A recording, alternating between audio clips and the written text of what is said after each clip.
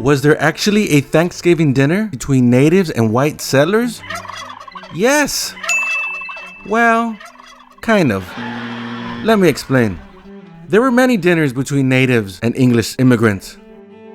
Some happened in 1565 in Florida, 1619 in Virginia, 1637 in the Massachusetts Bay Colony, but the 1621 event is likely the one that spawned our modern Thanksgiving dinner, although no one called the meal Thanksgiving.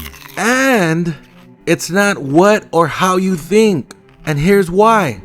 1. The dinner was not a Thanksgiving dinner. It wasn't to give thanks, share with native neighbors, or thank divinities. As historian Philip Deloria writes, it was a party, not a prayer. However, the only record of the event is from Edward Winslow, who wrote that a semi-successful harvest was the cause of their, quote, rejoicing together in a more special way after we had gathered the fruits of our labors, without mentioning the harvest was only possible with the help of native allies. And it's worth mentioning that European settlers also killed Native Americans and used those killings as a reason for other Thanksgiving type dinners. Just like they did in 1637, they were thankful for the killing of natives and broke bread because of it. 2. Their native allies were not even invited. The Pilgrims partied by themselves, shooting their guns in the air. And when their native allies heard the shooting, they rushed over to help them again. And that's how the dinner started, after some initial awkwardness. When it was discovered, the Pilgrims were partying without their native allies. 3. Because it wasn't a Thanksgiving dinner, it was more of a military parade than a thankful dinner. A Wampanoag army of 90 men showed up, which was more than the entire population of Plymouth.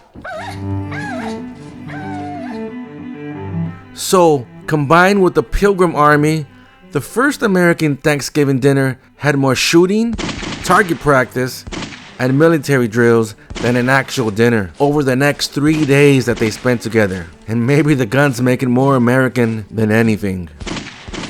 4. Even though natives aided and saved white immigrants for many years, the Pilgrim Alliance was weak, often bitter, testy, and not great for natives because white immigrants continued to take native land, resources, and fought against many indigenous people.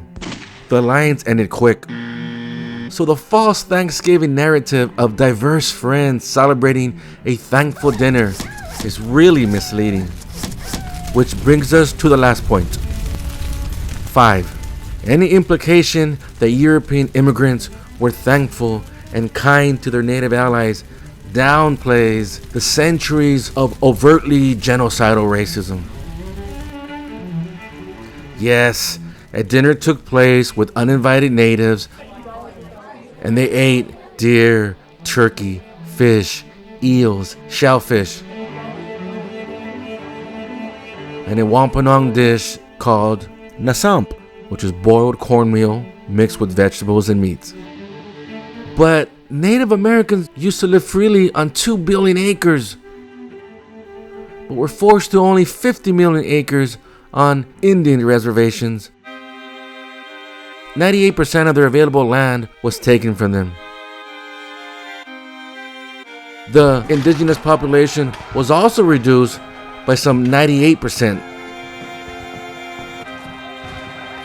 down to a mere 238 to 300,000 in 1900 from approximately 10 million in 1491.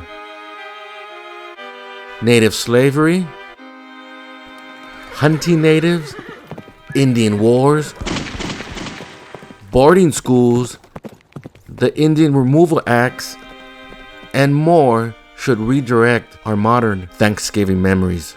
Our modern Thanksgiving myths started from Pilgrim descendants. They wanted to boost tourism. Then Thanksgiving was made official during the Civil War by Abraham Lincoln. So that's the history. Make your history better by having a Thanksgiving filled with family and friends that are thankful for all you have. Have a great and abundant Thanksgiving.